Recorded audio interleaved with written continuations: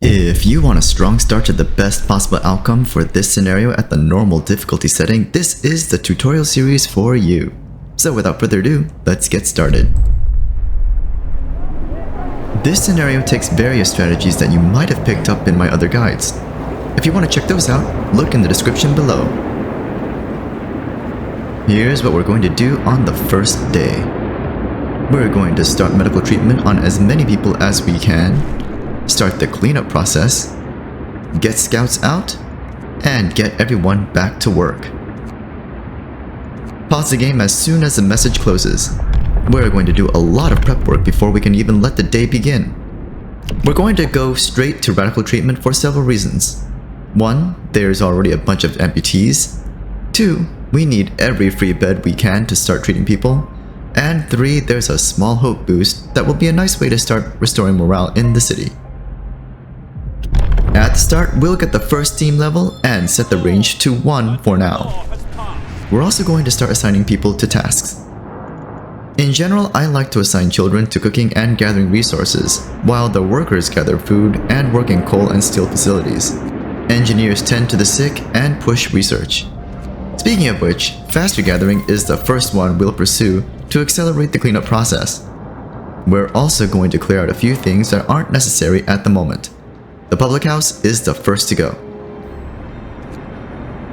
Next thing to do is to turn on all the medical posts and turn on the steam hubs.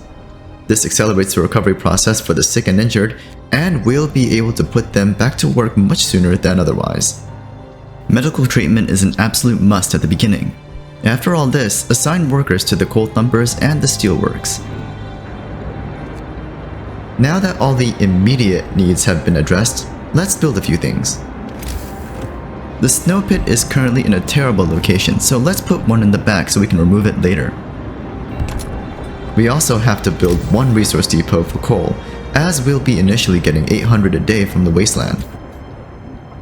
We're going to need to collect a lot of wood for the next part. The fastest way to obtain wood is to reclaim it from all the paths that we don't need. Here are a few guidelines. 1. There are a lot of paths that are right next to each other, so remove those whenever possible. 2. You need to keep one main path to the industrial sites you choose to keep active. Any roads you remove by accident will cut off the workers from these buildings. 3. People don't need paths to get to the wreckage around the city. 4. Plan ahead a little. You might want to keep some of the streets in place as a reference for later. You might consider saving before starting this process so that you can tinker with what you think works best for your approach. That way, if you change your mind, you can restore back to the save point and try again. Now that we've collected a large amount of wood, let's put it to good use. You'll want to build that depot that was mentioned earlier and connect it to the road network. Medical posts are very important as well, and you'll need at least 2 more for now. Heating for your resource generator sites, as well as residential areas that lack coverage, are next. Adjust the times that the steam hubs are on as appropriate. Working hours for resource generator buildings, and 24/7 for residential areas. We've done all we can at this point, so let's start the day. You'll see the people filing out as they magically know their duties. You'll want to squeeze in a workshop near the generator in place of the public house to speed up research.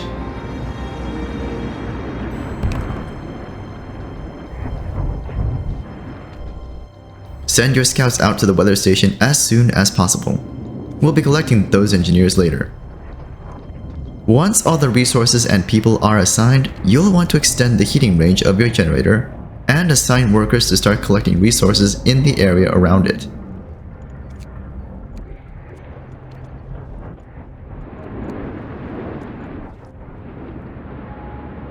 You'll also want to start clearing the ruins next to the industrial sites to gain access to the second steelworks as soon as possible.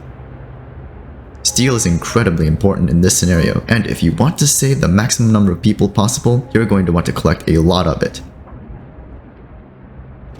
Make sure to assign all the people you can to a task.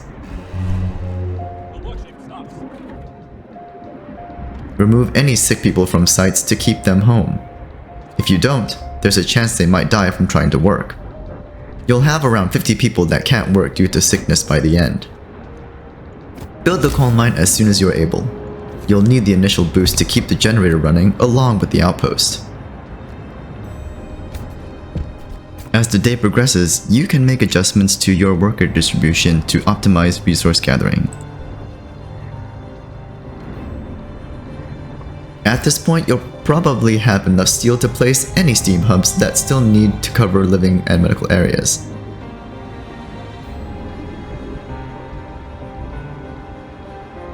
Once the snow pit is completed, remove the one in the city, as you'll want to put a gathering post there.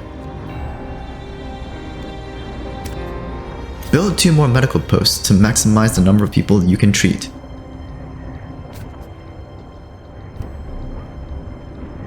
If you chose radical treatment, you may have a chance to improve its effects, as you can see here. At around 2 PM, faster gathering is completed, and we pursue the medical post upgrade next to accelerate treatment further. We build another resource depot, as well as another gathering post, and assign workers to the newly constructed coal mine. Unfortunately, we don't have any healthy people at the moment, so we'll pull them from one of the ruins later. We currently have a surplus, so we'll be okay for now.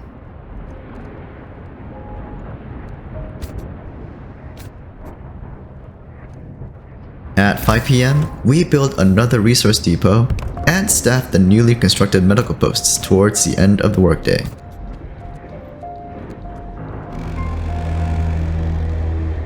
Workday ends. It's off time. The snow pit is cleared, so we start building a gathering post in its place. This will enable us to free up workers for reassignment. At around 7:30 PM, our scouts reach the weather station and push on towards the snowy hill without taking action for now. We don't have enough resources to support them, and we do want to see the weather for a little while longer.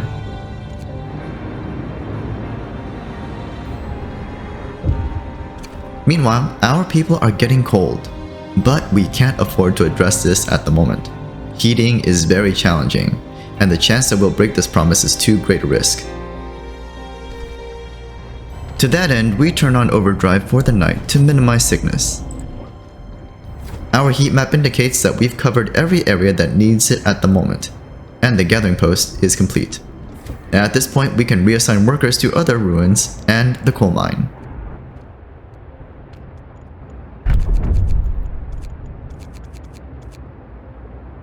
At around 10:30 PM, we assign the Oregon Transplants Law to give the recovery rate an even greater boost.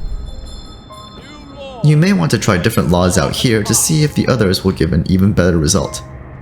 However, this tutorial is for a deathless run, and choosing this option was the best choice for me. At this point, notice that all sick people are in treatment by the end of the first day.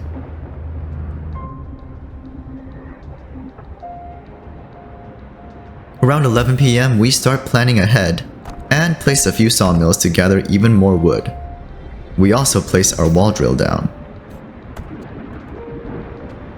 We also build 2 hunters' huts as we need to start getting more food.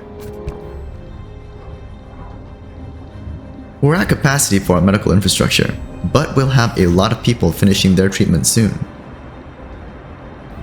By the way, if this video really helped you out, then I'd appreciate it if you dropped a like. So at the end of the first day, we've addressed the immediate needs of the city and started the cleanup process. All initial sick and wounded are in treatment, and we have a means to both store and generate all resources. We've also repaired and bolstered the medical and heating infrastructure to the city. However, we need to restore hope to the people, not to mention most of the town is still a dumpster fire and that our food reserves are falling fast. Find out how we address these concerns in the next video. This is Fat Beats, signing out.